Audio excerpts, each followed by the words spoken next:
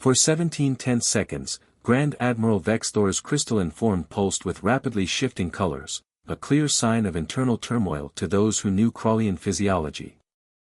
The mighty Eternal Dominion hung in space, suddenly seeming far less eternal and far less dominant against Earth's revealed defenses. "Sir," Commander Relax's voice carried an edge of panic, "we're detecting quantum signatures we've never seen before. Their defensive grid, it's not just advanced, it's operating on principles our scientists theorized were impossible." Vexthor's pride warred with his tactical training. In 10,000 years, no Krallian admiral had ever surrendered.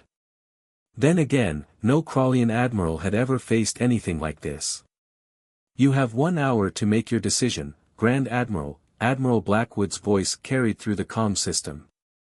"Choose wisely." Deep within Earth's Rocky Mountain Command Center, Admiral Blackwood watched the Krallian vessel with the patience of a chess master who knew checkmate was inevitable. Around her, the command crew maintained their stations with practiced precision, though more than a few wore slight smiles. "Admiral," Lieutenant General Singh reported, "the quantum mesh is fully deployed." They couldn't transmit a distress signal even if they tried. The quantum mesh was humanity's masterpiece of defensive technology, a web of interconnected quantum fields that could selectively block faster-than-light communications while allowing Earth's own quantum-entangled communications to function unimpeded. The Krallians were truly alone. Colonel Patel's station suddenly lit up with new data. "Admiral, they're powering up their weapon systems." Blackwood nodded, unsurprised. Predictable. Pride before reason, a common failing among empire builders. Initiate protocol whisper. Throughout the solar system, Earth's defensive grid hummed with silent energy. The Phantom Fleet adjusted formation, executing maneuvers that would have been impossible under conventional physics. This was humanity's true strength, not just advanced technology, but the innovation to use it in ways other species never imagined. Aboard the Eternal Dominion, Vexthor had made his decision. All weapons to maximum power. If we are to fall, we will fall as warriors of the Empire. Target their primary defense platforms and dash. He never finished the order. In an instant, every system on his mighty flagship went dark. The crystalline computer cores, the quantum reactors, even the backup systems, all silent. "Emergency power," he commanded, but his crew's frantic efforts yielded nothing. Unable to comply, "Admiral," Relax reported, her crystalline form dimming with distress. It's as if our technology simply forgot how to function." Through the viewing ports, they watched in stunned silence as spheres of softly glowing energy emerged from Earth's fleet. The spheres passed through their hull as if it didn't exist, leaving trails of quantum particles in their wake. Wherever they passed, systems shut down, but life support remained mysteriously functional. "Targeted quantum field manipulation," Admiral Blackwood explained over their still-functioning communication system. "We call it the Whisper Protocol. Your weapons are disabled, your engines are offline, and your ability to self-destruct, yes, we know about that, has been neutralized. But you can still breathe, think, and make rational decisions." In Earth's command center, Colonel Patel allowed herself a small grin. "Quantum dampening fields are holding stable, Admiral. The Eternal Dominion is effectively in temporal stasis. They couldn't fight back now even if they wanted to." "Well done, everyone," Blackwood acknowledged. "Now, let's see how long Krallian pride can stand against Krallian pragmatism." The answer came faster than expected. A new voice cut through the command center, the Krallian Empire's Deputy Grand Marshal, speaking from Vexthor's vessel. Admiral Blackwood, the voice was older, wiser, and notably lacking the previous arrogance. "I am Deputy Grand Marshal Nintel. I hereby relieve Grand Admiral Vexthor of command under Emergency Protocol 7, and request terms of surrender." Blackwood's expression remained professional, but her eyes sparkled. "A pleasure, Deputy Grand Marshal. I'm transmitting our terms now. You'll find them quite reasonable. We're not interested in conquest or humiliation. We simply want to establish that humanity will not be underestimated again. As the terms were transmitted, Lieutenant General Singh leaned closer to his console.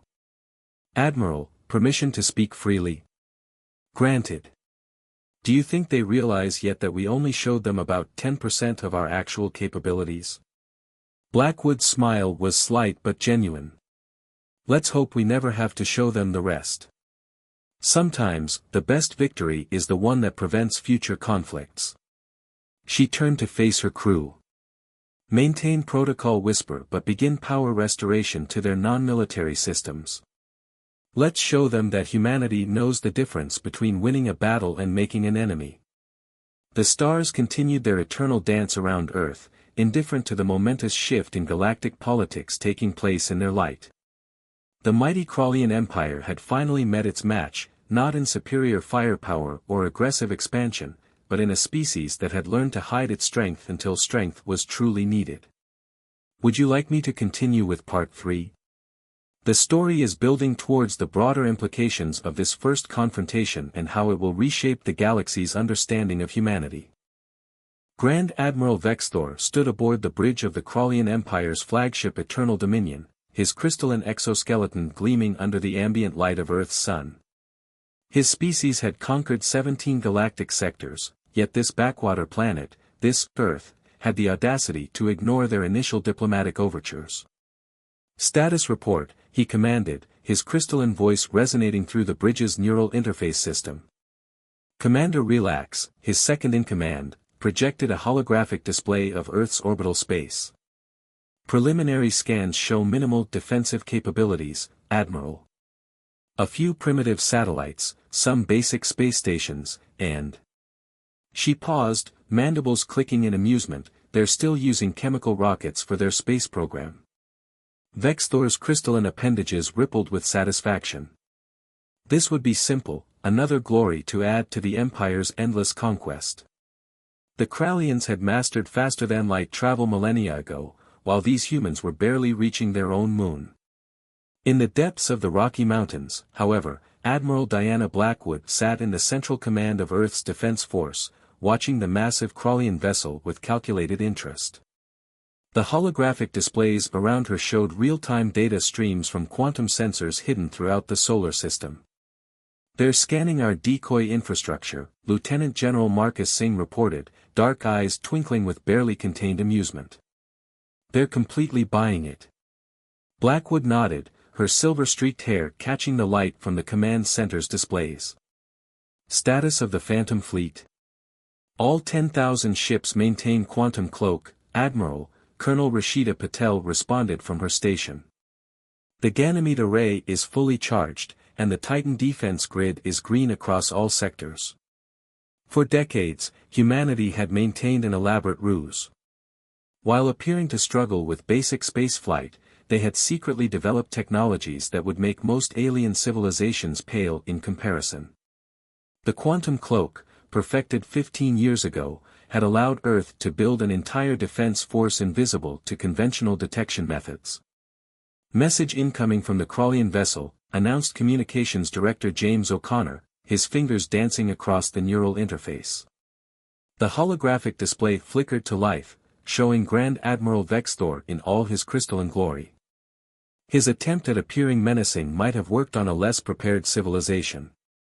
People of Earth, the alien commander's voice boomed, I am Grand Admiral Vexthor of the Krallian Empire.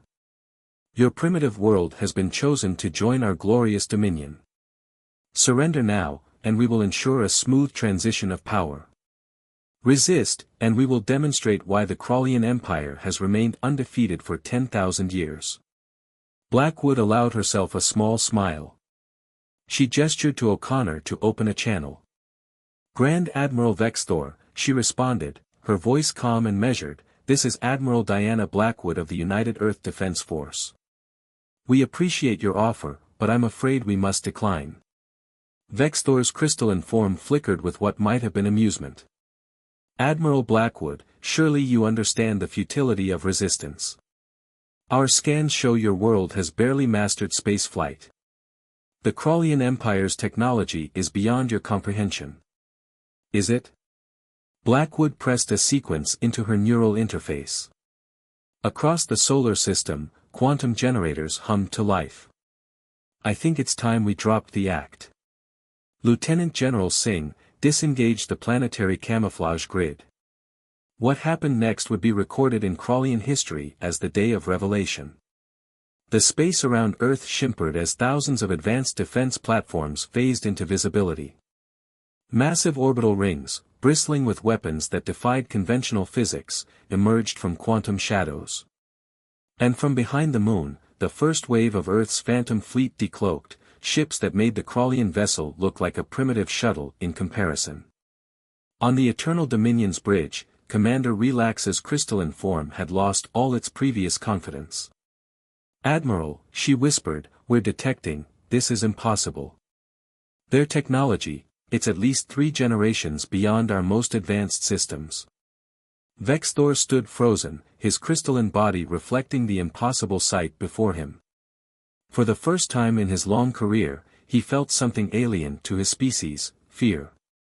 Admiral Blackwood's voice came through again, this time with an edge of steel beneath its professional courtesy. Now then, Grand Admiral, shall we discuss the terms of your surrender? Or would you prefer a demonstration of why it's not wise to judge a civilization by its cover? The great Krallian Empire, undefeated for 10 millennia, was about to learn a valuable lesson about appearances. And Earth, the supposedly primitive planet, was more than happy to be the teacher. The news of Earth's technological superiority spread through the Krallian Empire's communication channels like a quantum shockwave. In the great crystalline halls of the Imperial Palace on Kral Prime, the Empire's ruling council found themselves facing an unprecedented crisis. Impossible. High Chancellor Zexdal's crystalline form pulsed with rage, sending rainbow refractions across the council chamber. One primitive world cannot possess such advancement. The survey data must be wrong. But the evidence was undeniable. The quantum recordings from the Eternal Dominion showed Earth's devastating technological supremacy in painful detail. Worse still, intercepted communications from other spacefaring races indicated the news was already spreading beyond the Empire's borders. Meanwhile, in Earth's orbit, Admiral Blackwood faced a new challenge. Long-range quantum sensors had detected a massive Krallian battle fleet approaching from 3 different vectors. Apparently, not everyone in the Empire agreed with the Deputy Grand Marshal's surrender. Multiple quantum signatures detected, Colonel Patel announced, her fingers dancing across her neural interface. Reading approximately 3,000 Krallian warships dropping out of hyperspace. Their weapons are hot. Admiral Blackwood remained calm, studying the tactical display. They still think quantity can overcome quality. Initiate Operation Looking Glass. Throughout the solar system, humanity's true defensive capabilities began to reveal themselves. Massive structures phased into existence around Jupiter and Saturn, not mere defense platforms, but entire mechanical worlds dedicated to humanity's protection. The rings of Saturn shifted, revealing themselves as billions of networked quantum processors disguised as ice and rock. The Dyson array is online, Lieutenant General Singh reported. Solar energy collection at maximum efficiency. The Jupiter Forge is spinning up its gravity drives. The approaching Krallian fleet dropped out of hyperspace in perfect attack formation, their crystalline hulls gleaming with deadly purpose. Their commander, Grand Marshal Yextor himself, stood aboard his super-dreadnought, the pride of Kral. Show these humans the true might of the Empire, he commanded. All ships, open dash. His order was cut short as space itself seemed to bend around his fleet. The pride of Kral's sensors screamed warnings as gravitational forces beyond anything they'd ever encountered began to push and pull at their ships. What is this? Yextor demanded, his crystalline form vibrating with alarm. In Earth's command center, Blackwood watched as Operation Looking Glass unfolded. Activate the gravity lancers. Let's show them what happens when you harness the power of a gas giant. The Jupiter Forge, humanity's greatest engineering achievement, began its work. Using the massive planet as both power source and gravitational anchor, it created corridors of distorted spacetime throughout the battlefield. Krallian ships found themselves trapped in gravitational eddies, their advanced engines useless against forces that defied their understanding of physics. "Sir," a Krallian sensor operator cried out, "they're using Jupiter's gravity as a weapon. Our shields can't compensate for these fluctuations." Before the Krallian fleet could regroup, Earth unveiled another surprise. The quantum processors hidden in Saturn's rings activated, creating a cascading wave of localized time dilation effects. Some Krallian ships found themselves moving at a fraction of normal speed, while others accelerated uncontrollably through space. "You see, Grand Marshal," Admiral Blackwood's voice cut through the chaos, "we've had centuries to prepare. While you were conquering worlds, we were learning to harness the fundamental forces of the universe itself." The demonstration was devastating but deliberately bloodless. Not a single Krallian ship was destroyed, but the entire fleet was effectively neutralized. Some were trapped in gravitational bubbles, others caught in temporal distortions, all of them completely at Earth's mercy. In the Rocky Mountain Command Center, Colonel Patel allowed herself a small smile. "Fleet is contained, Admiral. 0 casualties on either side." "Well executed, everyone," Blackwood nodded. "Now, Grand Marshal Yextor, shall we discuss the future of galactic politics? I believe your empire might benefit from a fresh perspective on interstellar relations." The message was clear. Earth wasn't just technologically superior, they were showing restraint, mercy, and a level of civilization that made the Empire's conquests look primitive by comparison. As the Krallian fleet hung helpless in space, watched over by Earth's impossible technologies, the balance of power in the galaxy shifted irreversibly. Humanity had revealed itself not as the primitive species the Empire had expected, but as something far more dangerous, a civilization that had learned to hide its strength and use it wisely. The real question now was, how would the rest of the galaxy react to this revelation? News travels fast in an interconnected galaxy, but quantum-entangled information moves even faster. Within hours of the Krallian fleet's humiliation, every major civilization in the known universe had learned of humanity's shocking revelation.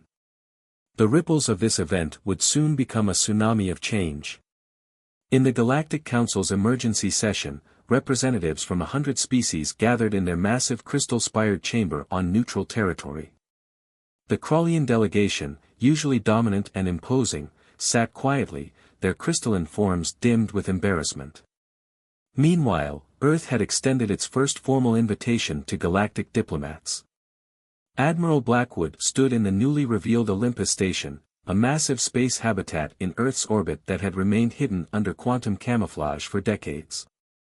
The station itself was a testament to human ingenuity, a rotating wheel 20 kilometers in diameter, hosting representatives from every nation on Earth. "The diplomatic corps is ready, Admiral," announced Ambassador Kai Nakamura, his formal attire contrasting with the advanced neural interfaces visible at his temples. "Though I must say, some of our guests seem unsettled." Indeed, the arriving alien diplomats couldn't hide their awe as they witnessed humanity's true level of advancement. The quantum elevators, the artificial gravity controlled at the molecular level, the holographic environments that were indistinguishable from reality, all of it painted a picture of a civilization far beyond what anyone had imagined. Back in the solar system's outer reaches, the situation had evolved. The Krallian fleet remained contained, but now they had company. Ships from other civilizations had begun arriving, not to fight, but to witness. The Jupiter Forge's gravity manipulation and Saturn's quantum processors had become an unintended demonstration of Earth's capabilities. "Admiral," Lieutenant General Singh reported, "we're detecting quantum signatures from at least 12 different civilizations in the Kuiper Belt. They're maintaining safe distance, but their sensor arrays are active." Blackwood nodded, watching the tactical display. "Let them observe. Sometimes the best diplomacy is simply letting others draw their own conclusions." The real shock came when the Arcturian collective, long considered the galaxy's most advanced civilization, sent a private transmission to Earth's command center.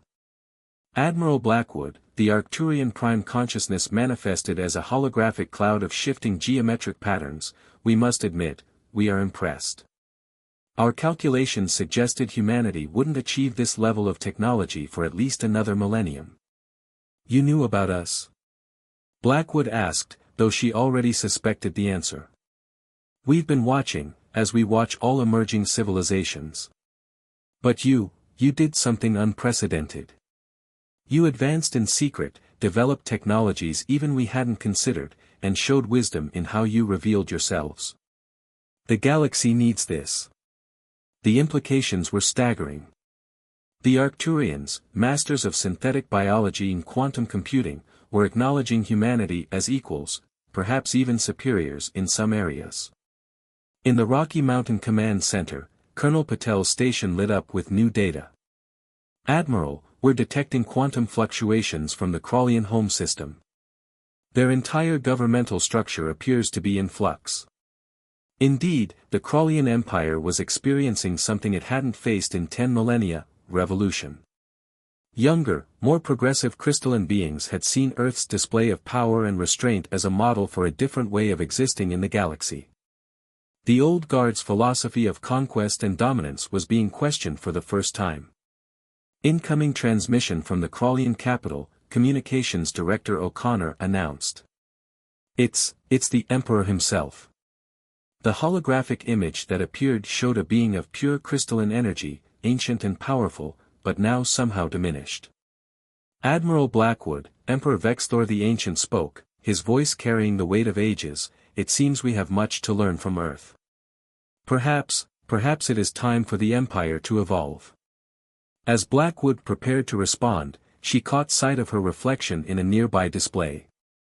The woman who had helped orchestrate humanity's grand revelation allowed herself a moment of satisfaction. Earth hadn't just prevented a war, they had sparked a galactic renaissance. Your Majesty, she replied, evolution is the natural order of things. Shall we discuss how our civilizations might grow together? The galaxy would never be the same.